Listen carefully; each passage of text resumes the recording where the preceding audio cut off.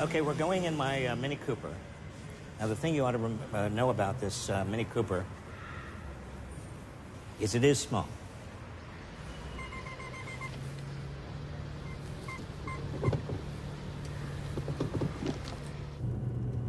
I'd like having a Mini Cooper. I sort of identify with it. You know, it's pretty little. I feel as if it's proportion, that we are in proportion. You know, me and my car, we are sort of together, facing the rest of the world.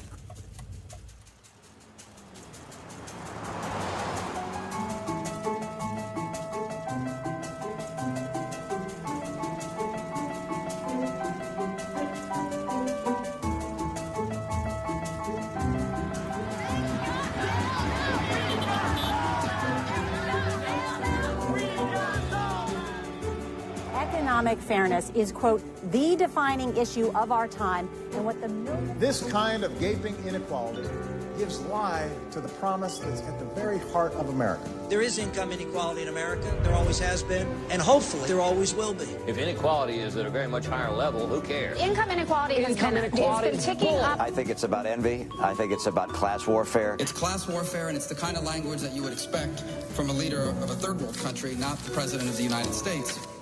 It's true, because the United States of America is not a third world country by any measure, except perhaps income inequality, where we rank worse than the Ivory Coast, worse than Cameroon, 64th, in your face, Uruguay, Jamaica, and Uganda. Yeah.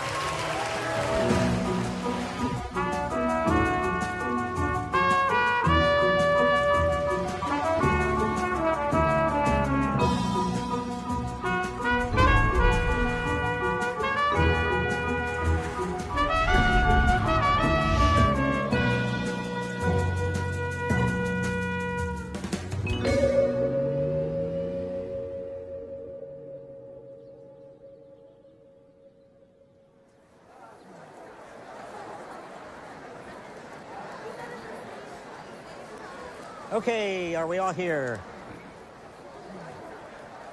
My name is Robert Reich. I was Secretary of Labor under Bill Clinton. Before that, I was at Harvard. Before that, I was in the Carter administration. Do you remember, you don't remember the Carter administration. Before that, I was a special aide to Abraham Lincoln. Those were tough times. We are going to deal with three questions. The first question is, what is happening in terms of the distribution of income and wealth? Number two, why? Number three, is it a problem? Maybe it's not a problem. Many of you call yourselves conservatives, many of you call yourselves liberals. Those labels will become increasingly irrelevant as you get deeper and deeper into this subject. I want you to test your assumptions.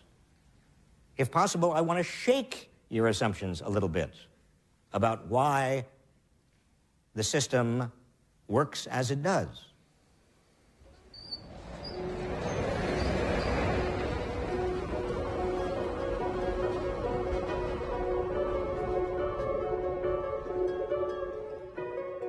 Some inequality is inevitable.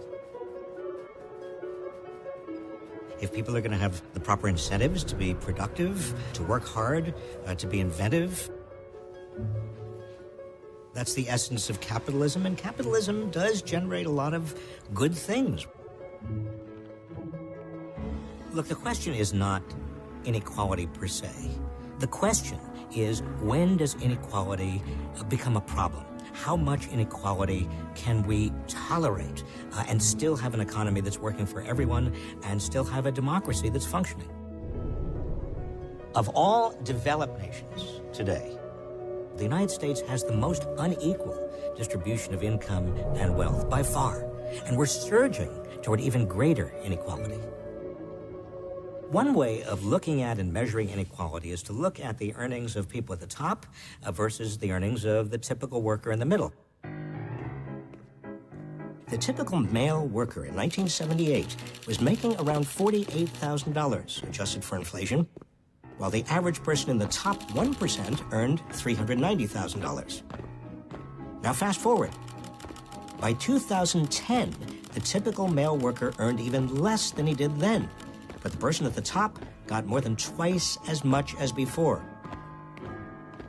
Today, the richest 400 Americans have more wealth than the bottom 150 million of us put together. Now think about it. 400 people have more wealth than half the population of the United States. Anger rising over an economic system that has rewarded some but leaves many feeling left behind. After the economy crashed in 2008, inequality suddenly became front-page news.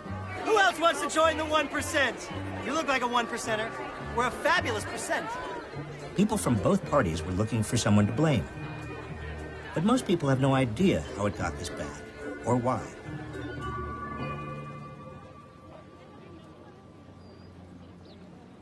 Not until the last few years have we really understood all that much about inequality. I mean, we knew the top 10 or 20% were moving in one direction and the bottom 10 or 20% was moving in another.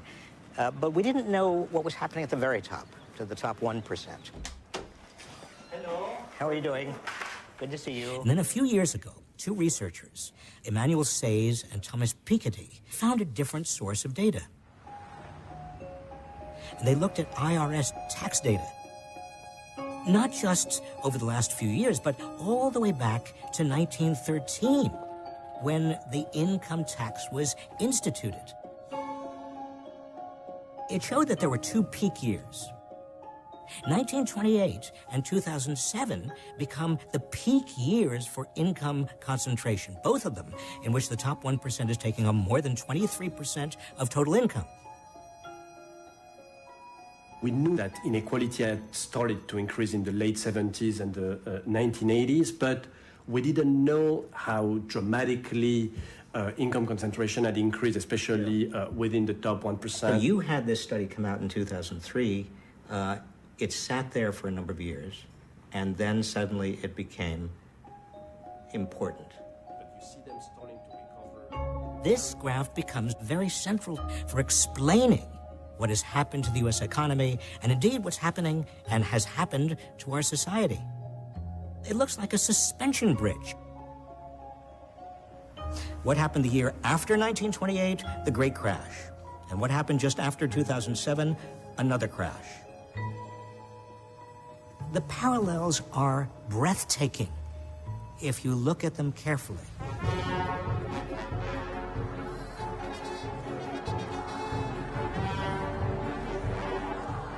Leading up to those two peak years, as income got more and more concentrated in fewer and fewer hands, the wealthy turned to the financial sector, and in both periods, the financial sector ballooned. They focused on a limited number of assets: housing, gold, speculative instruments, debt instruments, and that creates a speculative bubble in both times. We also know that the middle class, in both periods, their incomes were stagnating, and they went deeper and deeper into debt to maintain their living standards. And that creates a debt bubble. That's why you see, in both these periods, economic instability. What makes an economy stable is a strong middle class. Look, the most important thing to understand is that consumer spending is 70% of the United States economy. And the middle class is the heart of that consumer spending. So it's your middle class that keeps the economy going. There's no way you can sustain the economy over the long term without a strong and vibrant and growing middle class. Can't be done. People are being intimidated. I mean, they might lose their jobs if they even come. I talk to a lot of different groups. Some are wealthy, some are working class, some are conservative, some are liberal. And he finally got a full-time job. The middle class is struggling. It is going downhill. I hear it all the time. Well, everyone tells me that I am, but I don't feel like I'm middle class because I'm barely making it. Middle class is living comfortably and not having every week be a struggle. I'd like to save up and buy a house one day, and, you know, I haven't really been able to do that and been kind of holding back and just trying to make rent right now. How much do you make an hour? Right now I think it went up $21.50. $21.50 an hour. Hola, Roberto. I think I'm being paid fair. It got to a point that we were able to afford, you know, a condo on Oliveira Road. And we bought it, we had our own things, our own place. It was little, you know, 2-bedroom. We bought it in 2004, around 2006, started 2007. The market just dropped like a rock. And not that long after, actually, I lost my job that I'd been at for a long time. Luckily, we had some really good friends, and one of them said, come over here and live with me. So that's where we are now. Go with Daddy. Go with Daddy. You hungry? Childcare for Paulina right now costs me about $400. I'm like undecided whether I should make her walk home, buy her a phone and walk home, making sure she gets home okay, or keep paying the daycare.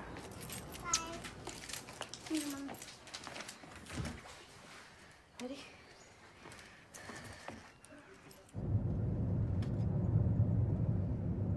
I have $25 on my checking account right now. And just thinking about all the things that we need. I don't have a way of communicating with Robert right now. He doesn't have a phone, so we have to wait for that.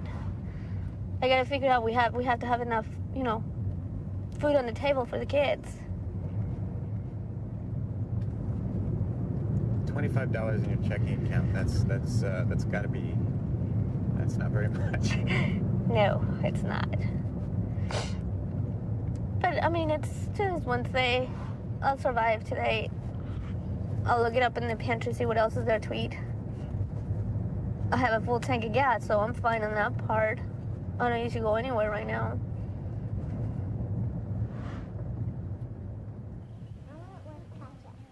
When I was laid off, I decided to go ahead and pursue my degree at that point.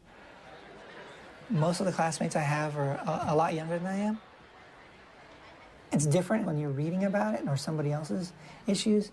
That's different from when it's your own family's. So when it hits home, that's probably the hardest part. There's no official definition of the middle class. But Alan Kruger, chairman of the Council of Economic Advisors, he said the percentage of households with annual incomes within 50% of the median household. $50,000, median income, 50% above, 50% below. If you're in the top 1%, you're earning at least $380,000 a year. If you're at the lower end of this group, you're probably at the top levels of the professional fields, a top doctor or a top lawyer. Higher in this group, earning several $1 million a year, are successful entrepreneurs who start profitable companies. At the highest levels, earning $10 million a year or more, are the CEOs of big companies, the heads of Wall Street banks, top entertainers, and also the top sports stars.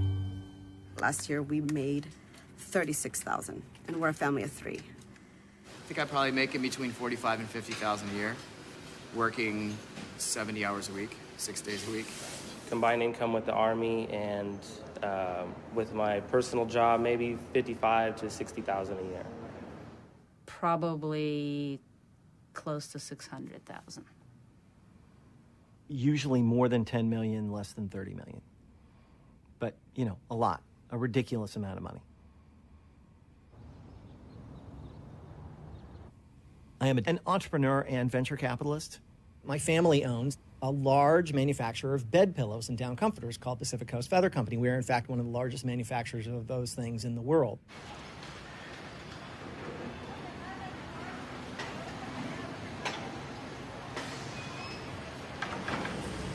The problem with rising inequality is a person like me who earns 1,000 times as much as the typical American doesn't buy 1,000 pillows a year. Even the richest people only sleep on 1 or 2 pillows. The pillow business is quite tough, as it is for many, many industries, because fewer and fewer people can afford to buy the products that we make.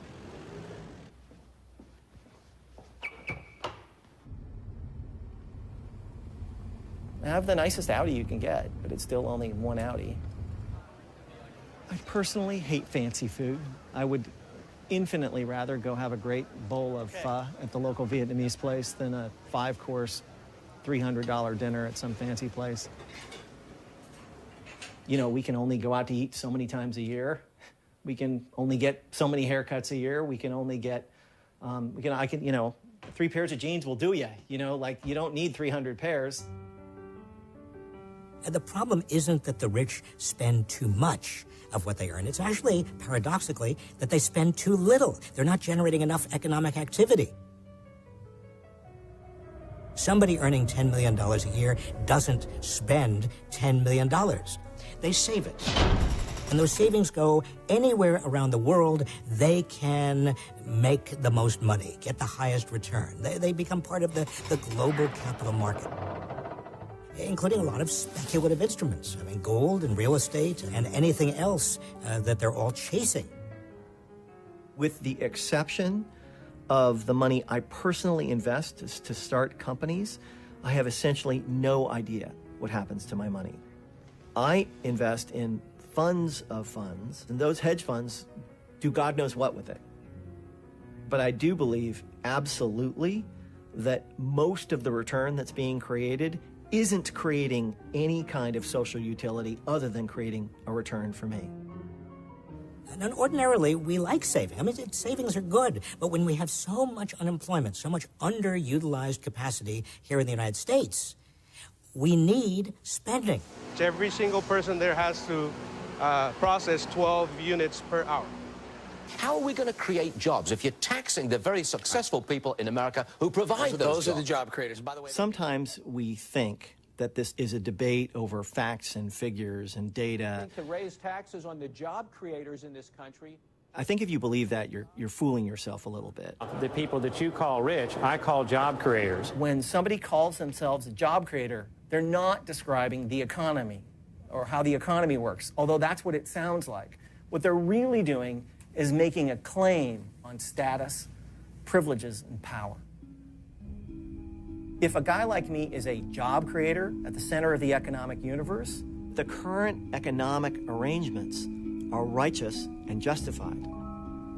I know how comfortable this is to believe because I used to believe it. You know, I grew up kind of believing that. And when people challenge that idea, I would say things like, well, you just don't understand economics. But of course, if rich business guys like me are not job creators, it's actually our customers that are the job creators. We are not the center of the economic universe. They are. We need to replace trickle-down economics with middle-out economics. And indeed, every place you look on Earth where you find prosperity, you find massive investments in the middle class and the poor. Because at the end of the day, they are the true job creators. The most pro-business thing you can do is to help middle-class people thrive.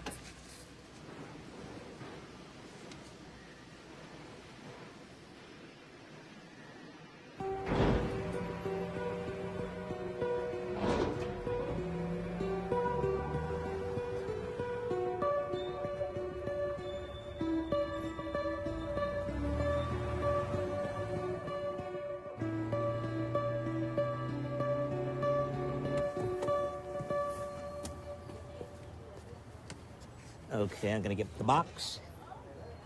Now, see, this box is really important. I travel not only with my Mini Cooper, but with my box. Hello, George. How are you? You were so kind to bring the box. We have one for you, too. It's the same room. And In recent years, I've discovered that I actually have a very, very rare genetic condition. It's Fairbanks syndrome. That is responsible for me being very short. Yeah, let me carry that. No, that's fine. Yeah. My parents were normal size. My grandmother always said to me, don't worry, because when I hit about 10 or 11 or 12, I'm going to, have a real growth spurt. And then I got to be about 10, 11, and nothing happened, Right this way. Yep, behind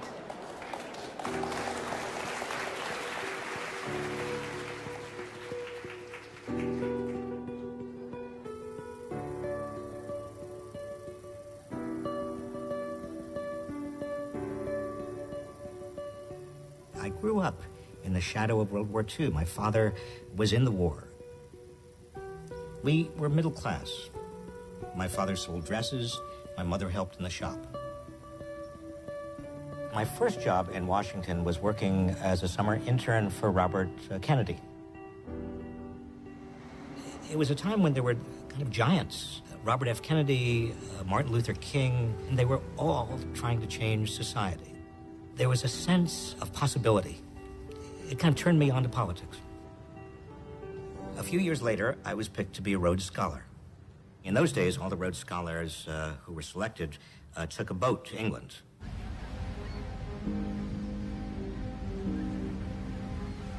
The problem was, when you go over there, the Atlantic Ocean is pretty rough. I and most of the other Rhodes Scholars were sick, and I went down to my cabin, thought I was going to die. And then there was a knock on the door, and this fellow was there, this kind of tall, gangly southerner, and he had chicken soup in one hand and crackers in the other. And he said, I hear you aren't feeling too well. I thought these might help. My name is Bill Clinton. At Oxford, we were at the same college. We kept in touch. At Oxford, I studied mostly economics and philosophy. But those experiences really were a study for me of the rules by which markets are organized. And this is an important point, and it's one that's very often lost. But it was the focus of my attention. You see, there's no such thing as a perfectly free market anywhere. Government sets the rules by which the market functions. All of these rules are necessary in order to construct a free market. The real question is, who do these rules benefit and who do they hurt? And in the last 30 years, as the structure of the economy began to shift, many of the rules governing our market began to shift as well. Today, we're going to try to explain the mystery of why inequality has been widening. Remember, the economy is growing all of this time. The economy continues to grow. Look, here is gross domestic product growth from 1929 to 2011. The economy overall has done extremely well, and productivity keeps on increasing. We are producing more and more and more and more and more value. That's a big, big success story. But here is the problem. Here's the puzzle. Because if you look at the average hourly earnings of production workers, the average hourly earning continued to rise until the late 1970s, and then something happened. Flattening wages. Look at the gap. Something happened in the late 1970s. Something happened in the late 1970s, folks.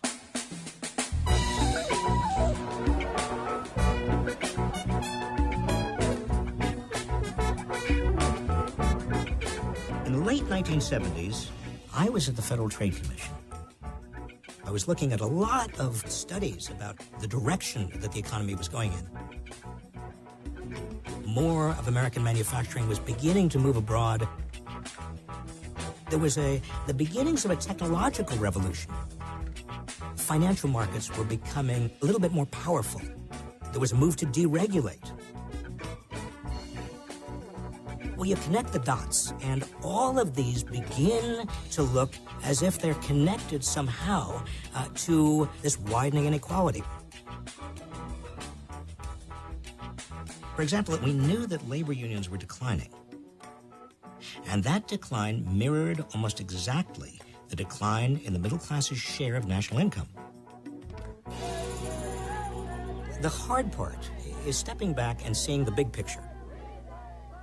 Many people, even to this day, say that the decline of unions really was attributable to Ronald Reagan taking on the air traffic controllers.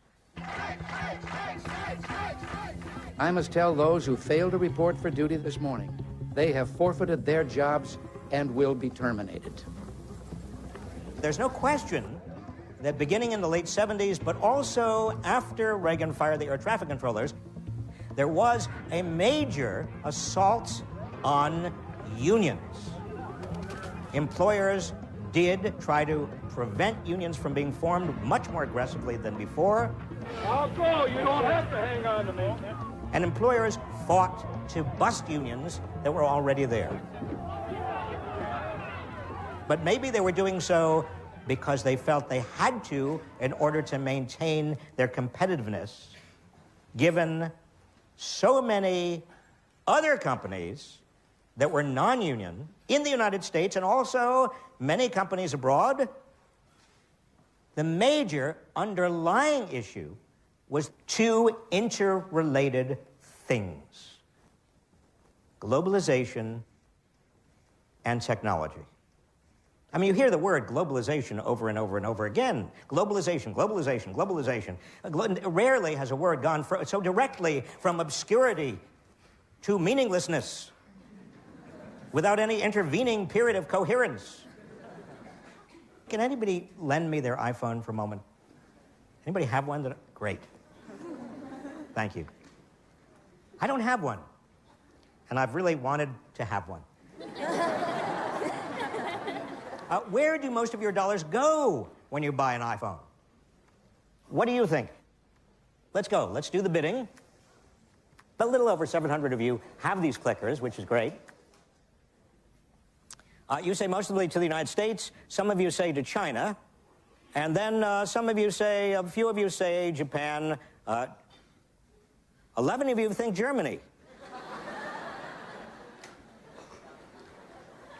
Well, here's where your dollars go.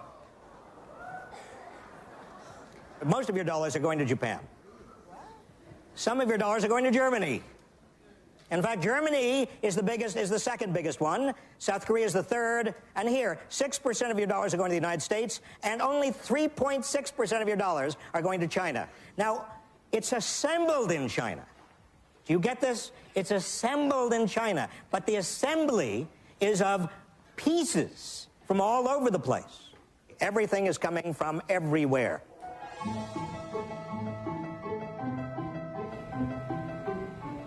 I want my students to see it's not just cost of wages or labor, it's also which country's workers add what value. My Mini Cooper is made by a foreign company. But where a company is headquartered means less and less in this new global economy.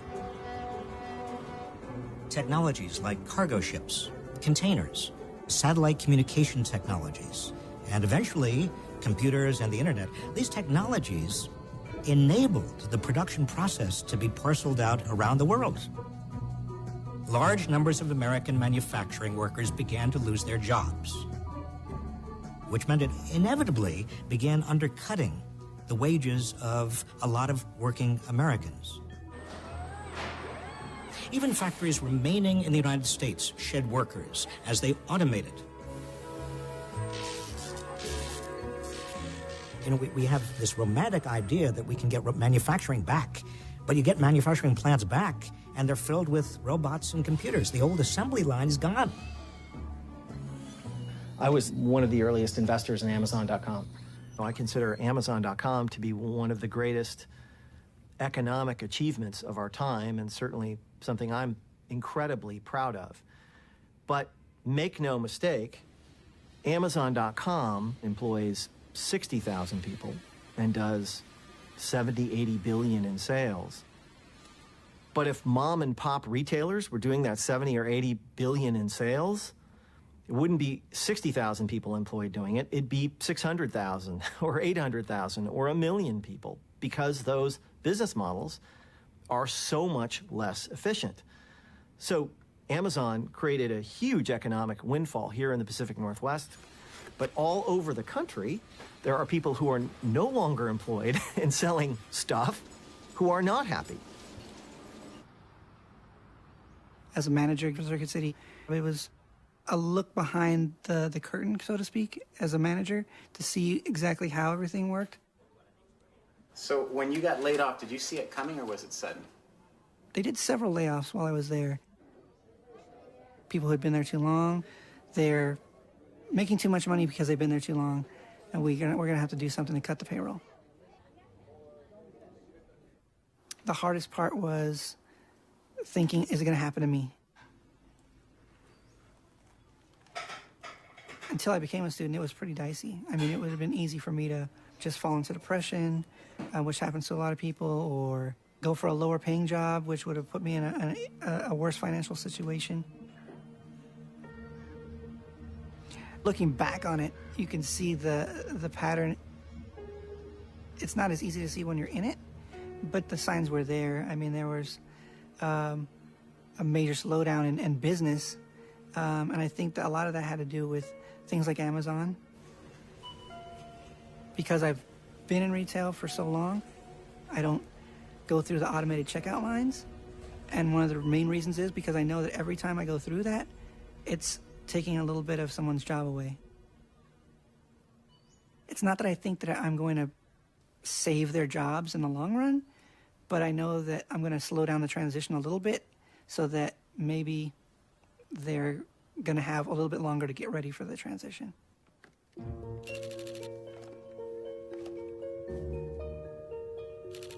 Contrary to popular mythology, globalization and technology haven't really reduced the number of jobs available to Americans. These transformations have reduced their pay.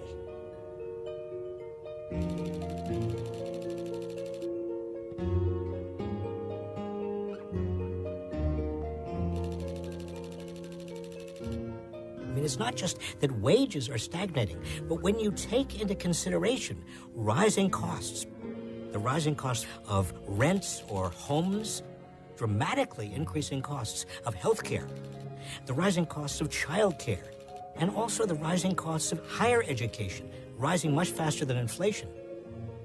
Take all of these into consideration, and you find that it's much worse than just stagnating wages. It's basically middle-class families, often with two wage earners, working harder and harder and harder and getting nowhere. I work at a law firm as a litigation assistant. And Moses? I work as a bus operator. Do you know how much is in your bank account right now? Mine is less than $100, so I want to say maybe 80. Yeah, yesterday it was only $30. And that's what that's working. Yeah. Car insurance $125, kids are $150, rent $13.75. We felt like we had to write it all down because how could we not have money? We make money. You know, I'm working now. We don't know how much we're going to be paying on that. The why. You typed that. This is my money that I donate $16 a month to Children International. We don't even have here my UCSF bill. Remember the hospital bill? It's like $200 and something. It's not even here that we need to pay it. What about savings? We haven't been able to. We don't have a savings account. I took it off because it wasn't working. Oh, you brought your class. Did you guys play baseball? She's been playing with you. When she was born, we had no money. The refrigerator was empty. The freezer was empty. I said, this is not the way I want to raise my daughter. How was your day? I've seen single mothers work 3 jobs just to be able to pay rent. And I didn't want that. So I started going to school. How do you build wealth? Not that I want to be wealthy. How do you do it?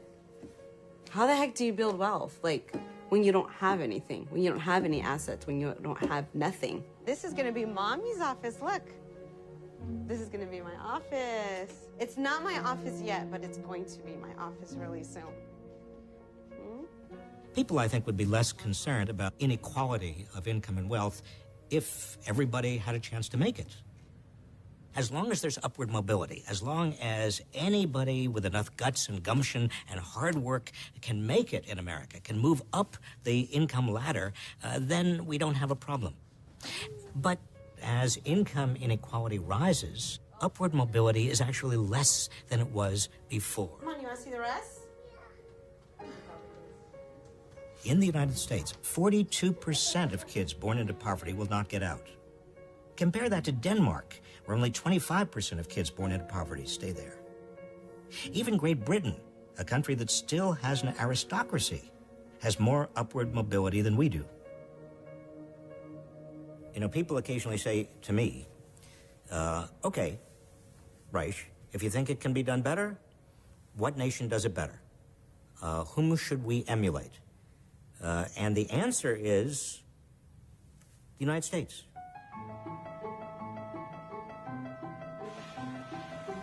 In the 3 decades after World War II, a period that I call the Great Prosperity, the economy boomed, but not only did the economy boom, but you had very low inequality. We made education a national priority, particularly higher education. By 1940, only 5% of adult Americans had a 4-year college degree, but that percentage began to explode. The GI Bill paid college costs for those who returned from war, and the subsequent expansion of public universities made higher education affordable to many. By the late 50s, we had the best educated workforce of any country in the world. We also had labor unions. By the mid-1950s, more than a third of all workers belonged to a union. This gave average workers bargaining leverage to get a larger share of the growing pie. We created the largest middle class the world had ever seen. And that middle class was part of a virtuous cycle.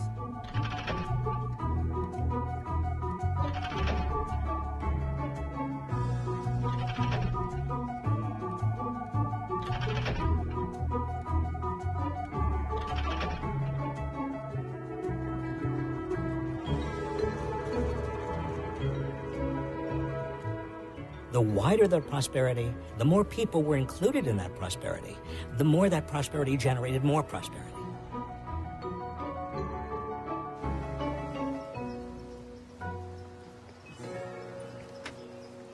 Hello.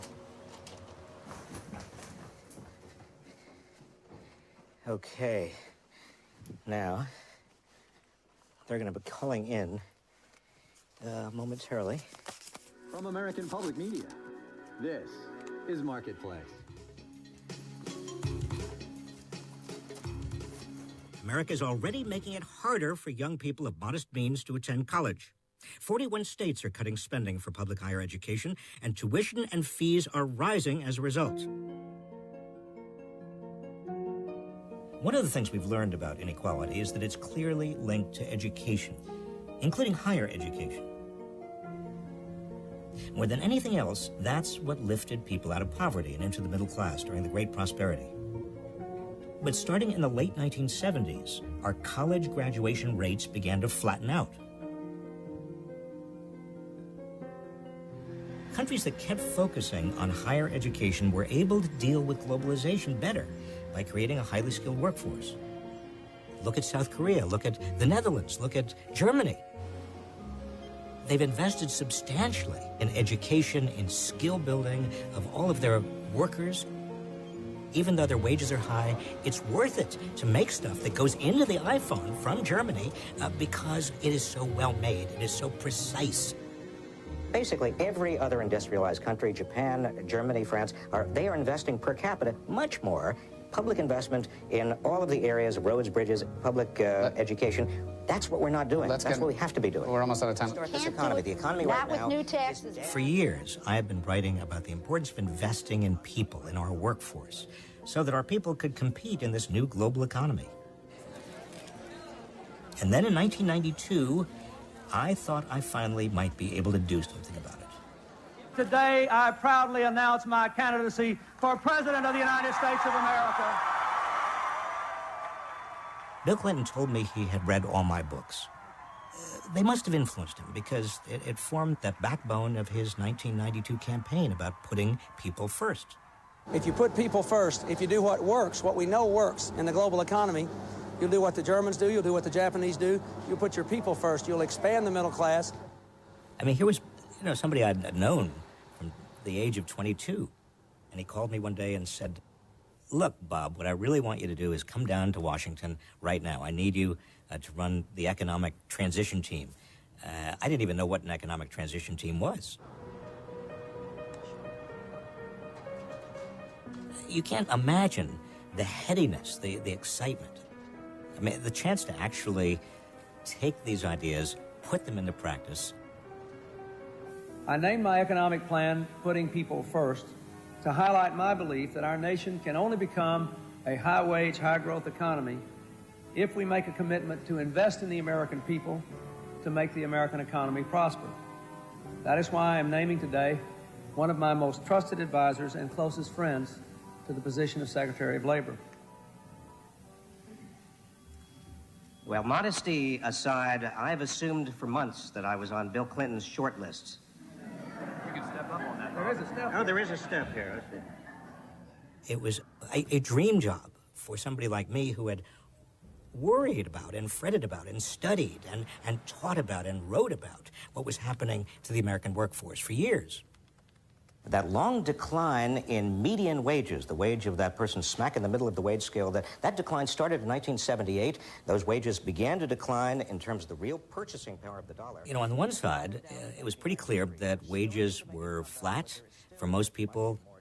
The flip side was that some people in this country were doing extraordinarily well.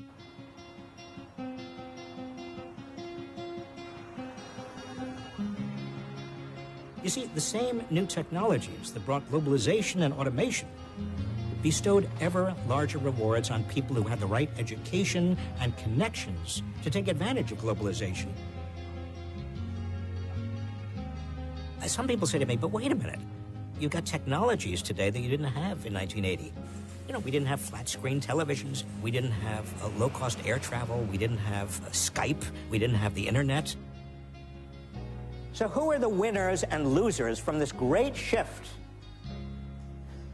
Consumers certainly are winning. I mean, you guys, as consumers, you are doing very well. You get wonderful products. Almost everything you're buying is getting cheaper, and the investors are doing well. Here is a chart showing the rise and fall of the Dow Jones Industrial Average. You can see something here. There is sort of a pattern. Woo! You see, something happened, and I think it happened starting right in these years. You see, these were the years I was Labor Secretary. And investors got very excited. I mean, we all saw the stock market going like this. I mean, what in the world was going on? How could that be possible? Were companies suddenly that much more profitable? One of the big reasons corporations were showing higher profits is they were keeping pay down. At the same time, corporate CEOs were starting to pay themselves large multiples of what the average worker was earning. When we, in the fourth quarter of last year, along with a number of other companies, had to consider workforce reductions, it was a difficult time. You knew that you were impacting people who would have a difficult time, many of them, in finding new jobs, but you had to do it for the organization to, in that day, look to survive. This chart shows you the compensation of the highest paid executives in 2010. These executives are being paid a lot of money. Executive pay keeps going up. Here's the ratio of average CEO compensation to the average worker's pay. Suddenly, this ratio goes kablooey. Bill Clinton in 1992, one of his campaign planks was that no company should be able to deduct the cost of executive compensation in excess of $1 million. Many big corporate executives raised their own salaries, even when their companies were losing money and their workers were being put into the unemployment lines. I expect the jet setters and the feather bedders of corporate America to know that if you sell your companies and your workers and your country down the river, you'll be called on the carpet. That's what the president's bully pulpit is for. When it came to actually implementing it, the Treasury Department decided that as long as CEO pay was linked to company performance, you could deduct pay over $1 million. Well, that was the signal to a lot of executives and to their boards of directors to make more and more of executive pay into stock options. That's where the whole stock option thing came from. It was a kind of a perversion of Bill Clinton's promise in the 1992 election. Another result of all of this is that you get a third group of people who are doing remarkably well. They're the people who always do well, particularly in times of high inequality, the financiers. Between 1997 and 2007, finance was the fastest growing part of the American economy. In 2009, during the depths of the recession, the 7 highest paid hedge fund managers were taking in more than $1 billion each. Remember that government sets the rules by which the market functions. We deregulated Wall Street, allowing Wall Street to engage in more and more excessive behavior. These are the financial sector wages relative to everyone else's. Does this graph look familiar? I mean, this is our bridge graph, our old inequality graph. It's the same pattern. And meanwhile, you've got many working people succumbing to this huge lie that government is bad, that the market is good, that everything government does works against you, and everything the market does helps you. Our Father in heaven, we thank you for this food that's been placed before us. We ask you to bless it, bless the hands prepared it, bless it will strengthen our bodies. We ask a special blessing this day, Lord, for those that have no food. Bless them with comfort and hope. Amen. That's good. I am registered as a Republican. It probably has to do with our religion, too. Okay, Mormons. The majority of the Mormons there are those rare Democrats, but the majority of them are Republicans. Oh, I called them, but you know what it is? I don't look at myself as someone that's economically troubled, no way. But I am worried about my kids. We have paid for doctor bills. We've paid for dental bills. 2 of my children right now do not have health insurance. Our kids without health care was a big turning point for us. That really got my attention. I am a power plant operator where I work the geysers. It's a renewable energy source. Calpine is a good company. They are. So then why are they cutting back on people and cutting sick leave? Well, the operation will be more profitable if they cut back on personnel. That's a given.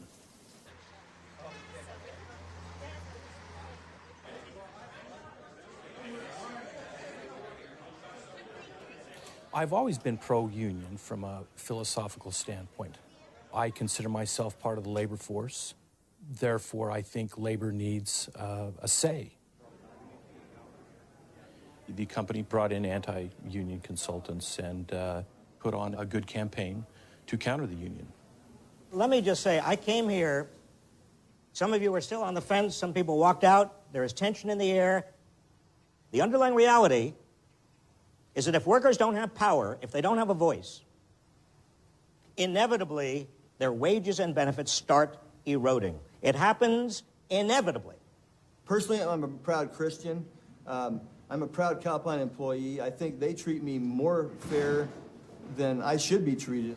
If you have a company that is dependent on shareholders, there is growing pressure on that company to show better and better profits and have higher share prices. That's just the way capitalism is. That's not bad.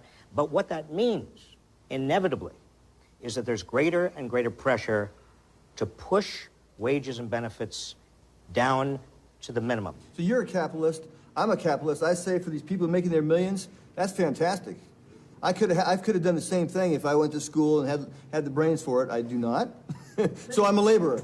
And there's such a burden on the companies in the United States now that the cost of business drives that them to go elsewhere. But this, right now, is the richest country in the world, and we are richer than we've ever been.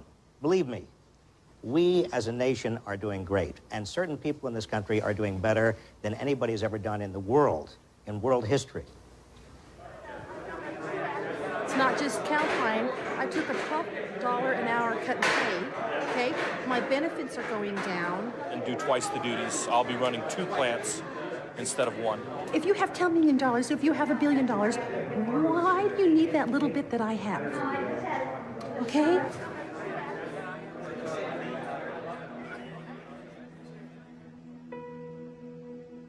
Big companies are designed not to generate good jobs in the United States. Big companies are designed to make profits. And thanks to the members of the administration, Jeff and Cass and others that have worked. This isn't a matter of fault. You know, the head of GE is on the President's Jobs Council. I want to start off by thanking Jeff for his continued outstanding leadership of this Jobs Council. Well, GE has been creating more jobs abroad than it's been creating jobs in the United States. So who is taking care of the American worker? Who is looking out for the American worker? As GE and other big companies and Wall Street and the very wealthy, who basically have capital all over the world, as they have more and more political power, who is actually working in a way in Washington and in state capitals that improves the well-being of the American workforce? The answer is nobody.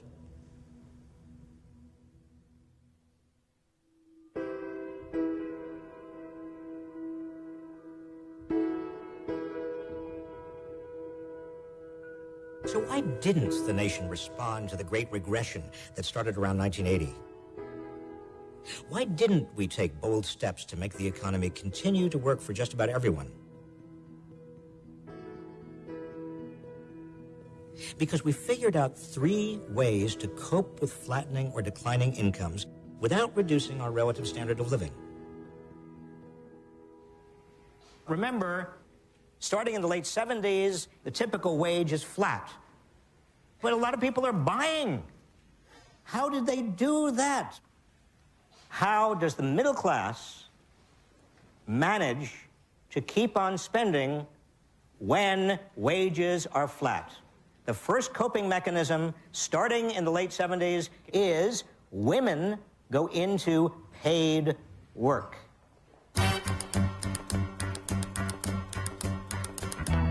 Tumble out of bed and I stumble to the kitchen, pour myself a cup of ambition and yawn and stretch and try to come to life.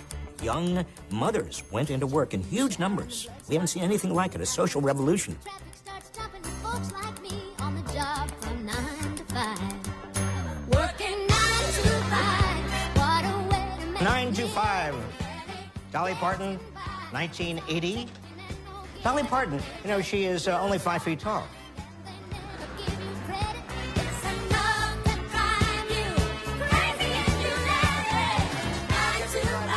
They didn't go to work because there were all these wonderful professional opportunities open to women. Some of them did, but that's not the major reason women went to work. They went to work mainly because they had to prop up family incomes that were dropping because the men in the family, their wages were going nowhere. But there's only a limit to how many young mothers can go into work. And so the second strategy used by the 1990s was that families, both men and women, worked longer hours. Working 9 to 5. What a way to make a living, barely getting by. When I was Secretary of Labor, I remember looking at the data, and I was amazed. And then I'd go out into the field, and I'd go to various cities, and I'd talk with people, and people were working, you know, all hours. I mean, second jobs, third jobs, overtime. If they were professionals, billable hours coming out of their ears. We were working 300 hours a year more than the typical European. I mean, we were working harder than the industrious, enormously industrious Japanese. But there's a limit to how hard you can work. When those were exhausted, the third coping mechanism was borrowing, going into debt, which seemed easy because housing prices were going up. For 13 years, Americans have enjoyed a housing boom, the longest ever. This is a great time to buy a house in Delray Beach. You can make, if you have some cash, an unbelievable deal. From the mid to late 90s onward, you have this huge rise in housing prices. People said, well, I can take out a loan against my home. I could use my home as collateral, or I can refinance my home. And that kept the middle class going. Homes were like piggy banks. Americans have been using their home as an ATM, cashing out more than $500 billion in home equity from 2001 to 2005 to cover expenses like health costs, student debt, repairs, and credit cards. We had a debt bubble prompted by middle-class America trying to maintain its living standard in the face of stagnant wages. We're seeing more clients every day that, very sadly, they've gotten into a debt hole that is very difficult to dig out of. But there's a limit to how far you can do that. You know, that was a speculative bubble, and it burst in 2008. We know what happened. And so all of the coping mechanisms that the middle class has used to avoid the inevitable reality that their wages have gone nowhere for 30 years, adjusted for inflation, are now exhausted. When the middle class doesn't share in the economic gains, you get into this downward vicious cycle.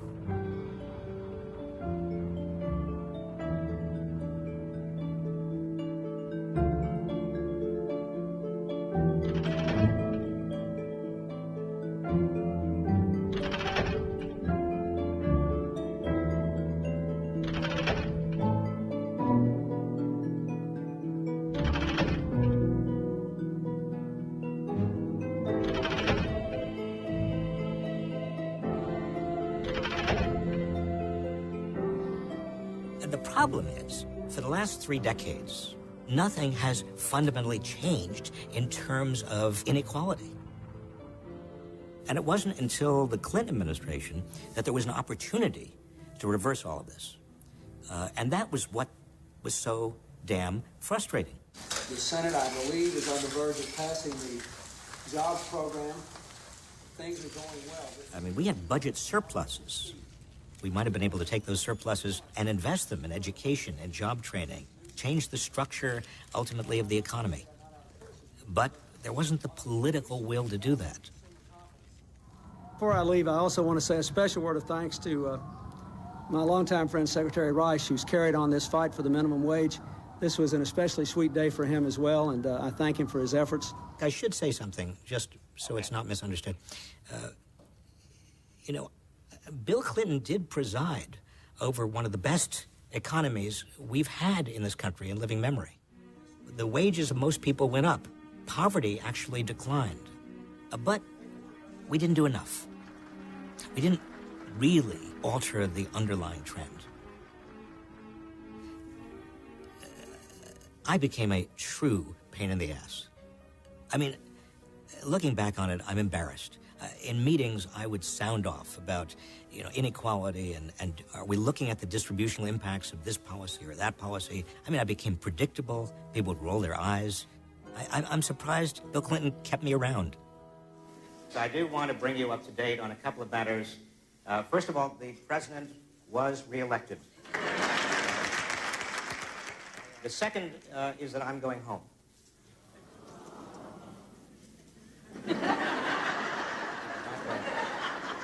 I am so glad you did not clap. In the end, I left. Partly I was frustrated. Partly I just hadn't seen anything of my family. I hadn't seen the boys. I said to Bill Clinton, I had to go home.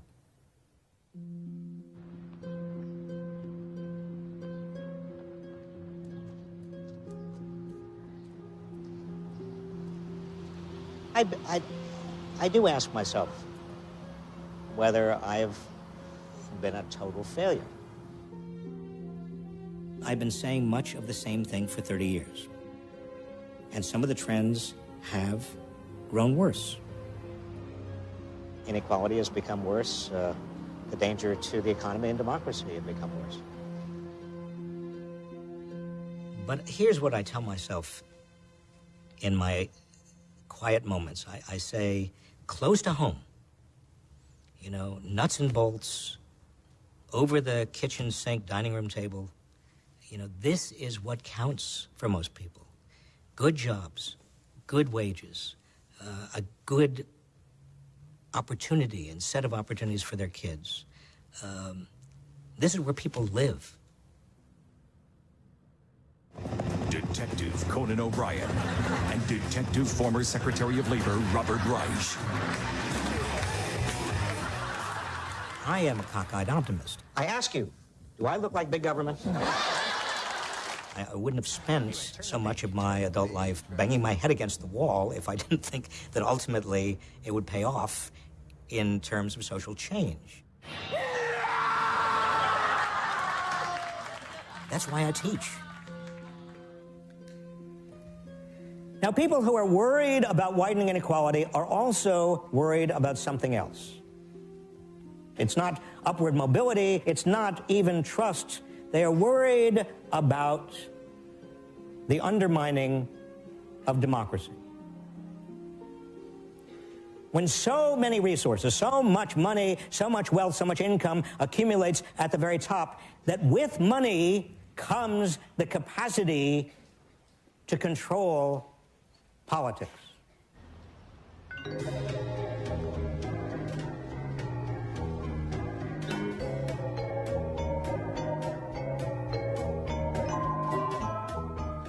Nothing sinister the way it starts. Usually they bring in somebody you haven't seen for a few years. You know they're paying them 10 grand. Might be the best man in your wedding or a guy you played football with. You say, Eddie, hell, I haven't seen you. And then they say, no, I'd like to turn it over to old Freckles here. And then they give you the whole load. But money, I mean, do the lobbyists come in? And obviously the unspoken reality is we can help you in your next election if you cooperate with us. There's a guy in every office to say, so-and-so wants to see you. He's from the American Shoe Leather Company. They have maxed out, meaning they gave you the maximum in your primary when you first started. They gave you the maximum in every general. You've run 3 times now, and they were there for you at every point. And what for? Access. This is actually where there is blame, and I think the blame is justifiable. It's not that people are rich, it's that they abuse their wealth by lobbying for bailouts and subsidies and taxes that are going to entrench their wealth. That's the reason why the rules have changed so dramatically. Look at history. Inequality and top tax rates have had an inverse relationship.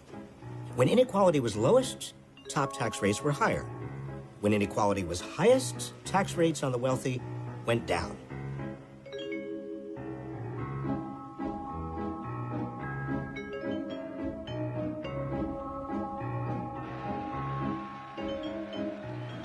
Under Dwight D. Eisenhower, he was a Republican.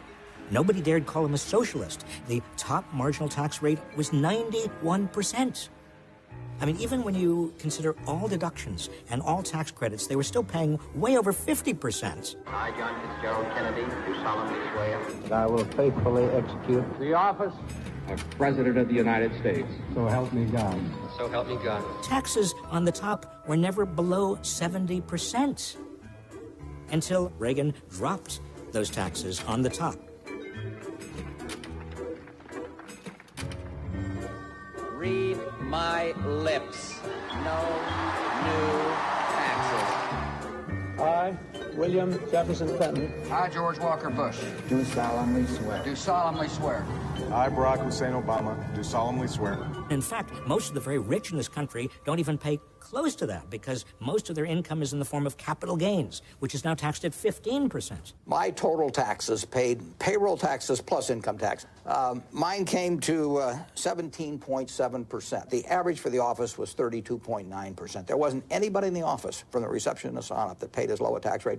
The taxation system has tilted toward the rich and away from the middle class in the last 10 years. It's dramatic, and I don't think it's appreciated. What's the effective rate I've been paying? Well, it's really closer to the 15% rate than anything. Mr. Romney's income taxes were finally posted, and he paid 13.9%. Nancy and I paid 33% or more, in the 30s, and I find that atrocious. I paid 11% last year on an 8-figure income. Wowzer. So less than Mitt Romney.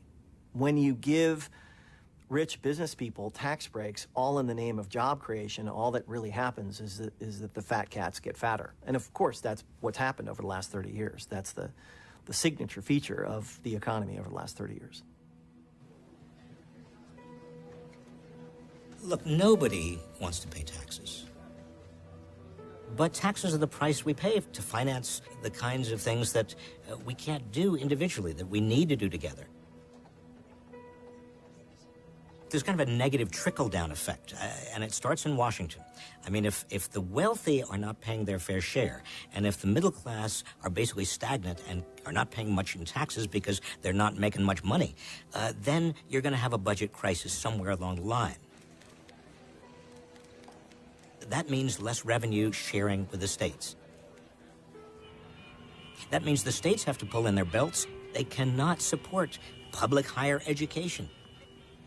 As state funding to institutions of higher education went down, tuitions went up to compensate. At Berkeley, where I teach, in the 1960s, tuition was free. In the 1970s, it was $700 a year, in today's dollars. But now, it costs $15,000 for in-state residents. Next week, members of Congress are going to have a chance to vote on what we call the Buffett rule, and it's simple. If you make more money, more than $1 million a year, not if you have $1 million, but if you make more than $1 million a year, you should pay at least the same percentage of your income in taxes as middle-class families do. He is killing the economy, and this is class warfare. I think Barack Obama is a socialist. There'll only be a minimum tax on people who make lots of money. More class warfare from an affable billionaire. Is he completely a socialist?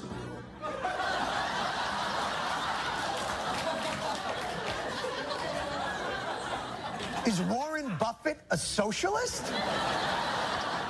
You really have no clue what socialism is, do you? CEOs in Wall Street have been doing enormously well. Why should they get continued tax cuts when, in fact, we have a huge deficit way down the line? Robert Reich. You know Robert Reich? I do indeed. He's a communist. You know that, right? Yeah. Communist/socialist. Okay. Confused. The guy he secretly adores Karl Marx and is up there in Cambridge. Okay, now. Can I just be clear about this? I am not, nor have I ever been, a member of the Communist Party or a communist. A lot of people are watching Fox, and I like Fox, and I like appearing with you, and I like you personally. I used to be on O'Reilly's show. In fact, I even substituted for Bill O'Reilly a couple of times. He asked me. I was on Fox quite a lot. Joining us now is former Labor Secretary, our good friend Robert Reich. Secretary, how are you, my friend? Good to see you. But no longer. They don't ask. The football field of American politics has kept on shifting to the right. But I just, basically I just stand here. I've watched it move. I used to be something of a centrist. In fact, my first job was in the Ford administration. Hello, that's a Republican administration. You were considered conservative in the 1990s. You almost became the majority leader of the Senate. Could have been king. Our staffs were not terribly happy that we were getting together. My staff said, don't have lunch with this right-winger. From Wyoming. There's nothing in it. We were approached about doing a show.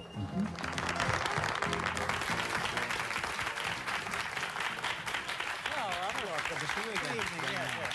Thank you so much. Hooked up here. You're now considered a moderate, if not lefty. Commie. What happened? And they came in, and they brought with them an anti-government hatred. And it's you don't have adversaries anymore, you have enemies. There does seem to be a strong correlation between a political polarization, on the one hand, and widening economic inequality. Researchers measured the distance between the median voting patterns of one party and the other party, and what they found is that in times of high inequality, you have the highest degree of polarization. It almost tracks exactly. You see how totally integrated and connected the issue of inequality is. to our democracy. And you see how the ultimate guardians of our democracy, if Congress doesn't do it, and if the executive doesn't do it, the ultimate guardians are up here.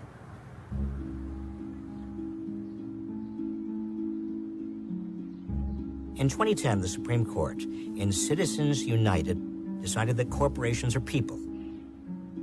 And as Citizens United was interpreted by lower courts, it basically said that corporations, wealthy individuals, anybody who has a lot of money can flood the political system, can basically inundate our democracy with their money. Mr. Wertheimer? Robert, how are you? How are you?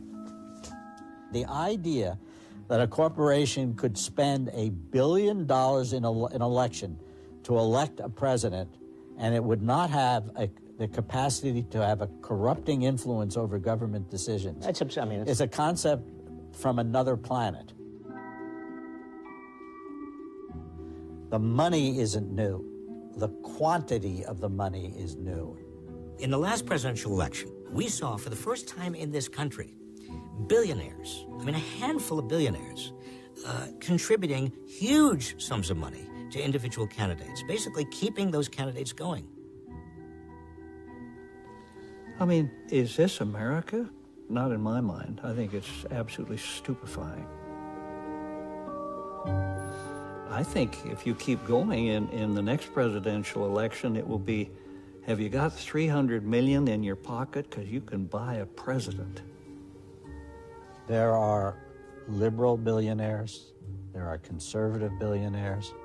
So if you see someone buying a result that you like, someone else can buy a result that you're going to hate if they can give a huge amount of money. You cannot have government on the auction block.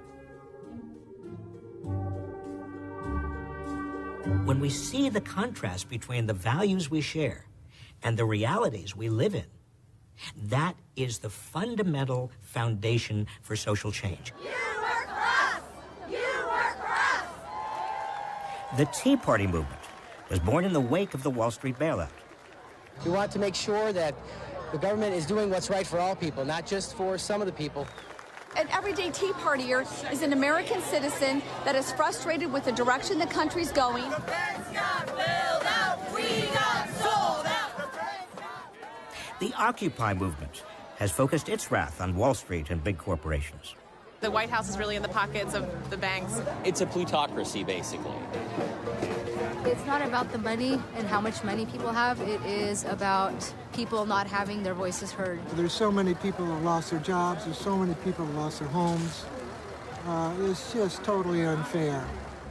You've got a lot of people who feel like the game is stacked against them. Can you hear us now? The game is rigged. Can you hear us now? We need to get lobbyists, Goldman Sachs, George Soros, Merrill Lynch, everyone out of our politics. Why should they be allowed to throw millions at politicians? They're supposed to be our voice, not their voice. Losers of rigged games can become very angry. You don't love America. You don't love the Constitution. You don't love anything but your stupid, smarmy-ass, taking little self. You take a winner! You take a winner!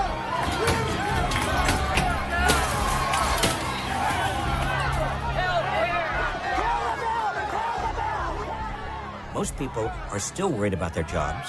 They're angry, they are frustrated, they're looking for people to blame. We think the Muslims are moving in and taking over.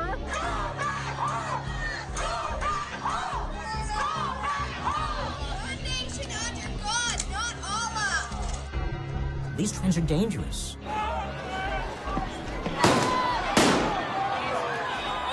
We're seeing an entire society that is starting to pull apart.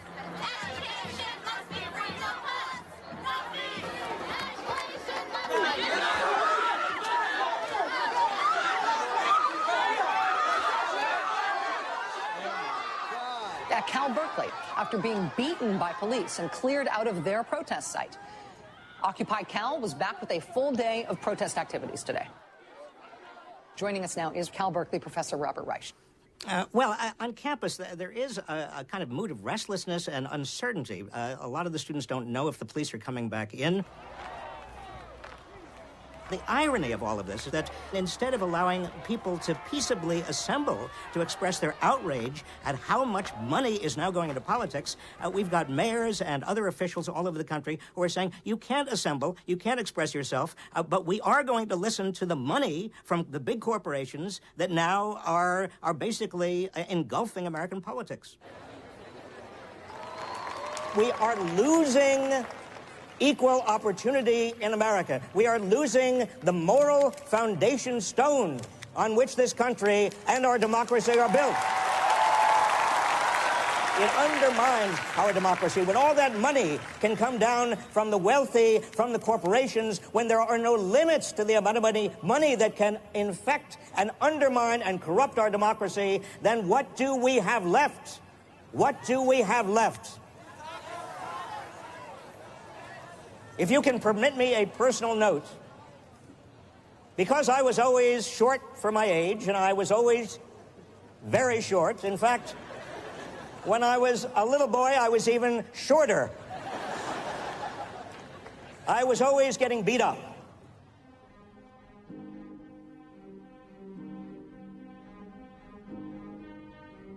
When I was a kid, the bigger boys would pick on me. You know, that was what you did. That's what is done.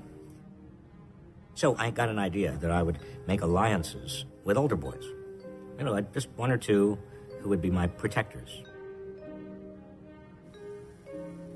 The summer when I was about 10, one of the older boys who I depended on to kind of be a protector, his name was Michael Schwerner. In the summer of '64, I learned that Mickey had been in Mississippi registering voters.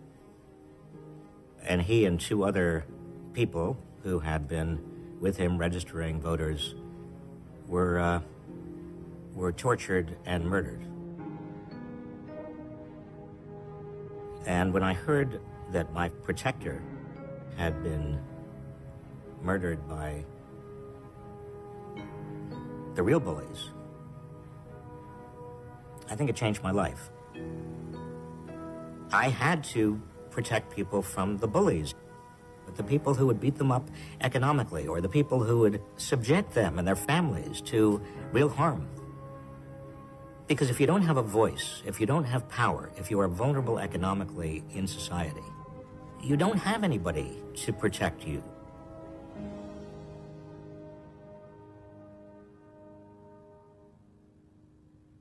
There's no single magic bullet to solving this problem. I mean, I've written a lot of books. I've come up with a lot of policy ideas. I'm not alone. Policy ideas are plentiful. Remember, we make the rules of the economy, and we have the power to change those rules. You've got to mobilize, you've got to organize, you've got to energize other people. You know, politics is not out there. It starts here. Today's our last class.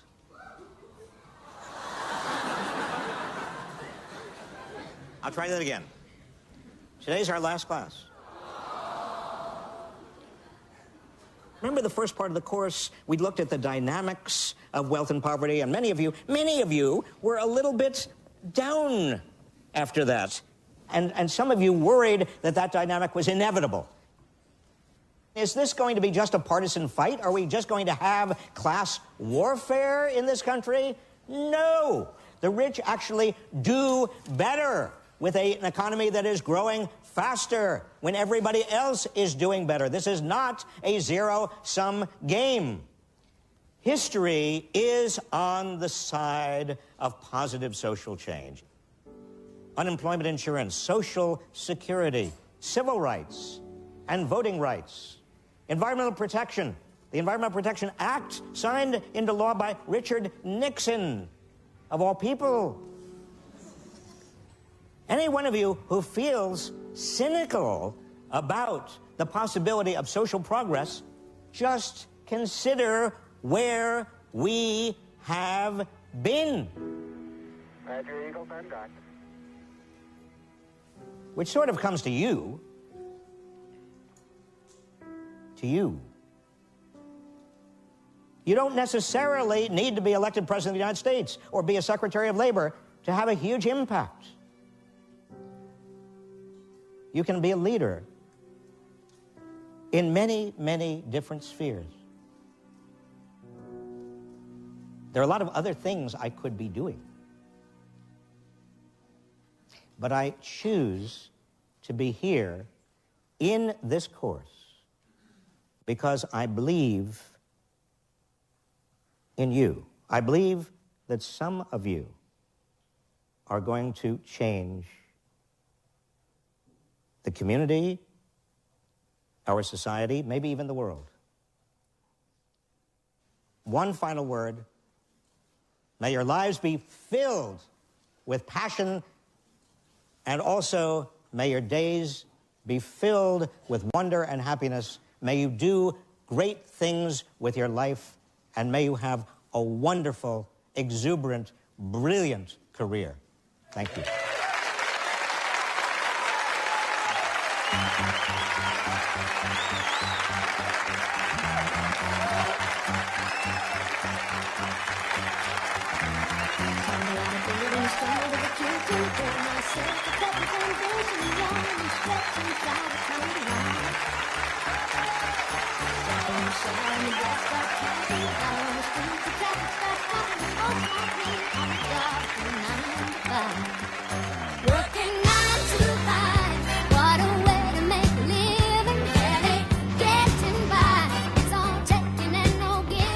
He inspired me, actually, personally, to really want to go out and make a difference. Going to Brazil to work with an NGO in the favelas. I know my wife definitely, Erica, wants to go to school too. Now that she sees that it's possible. I wanted to become a lawyer. You know, I've thought about it a lot. I wrote a couple of books on this stuff. I knew what to do. I would, on my weekends, I would take a day off to start, okay, not a revolution, but you know what, maybe we do need something like that. They let you dream just to watch them shatter. You're just a step on the boss man's ladder, but you got dreams he'll never take away. You're in the same boat with a lot of your friends, waiting for the day your ship will come in and the tide's gonna turn and it's all gonna run.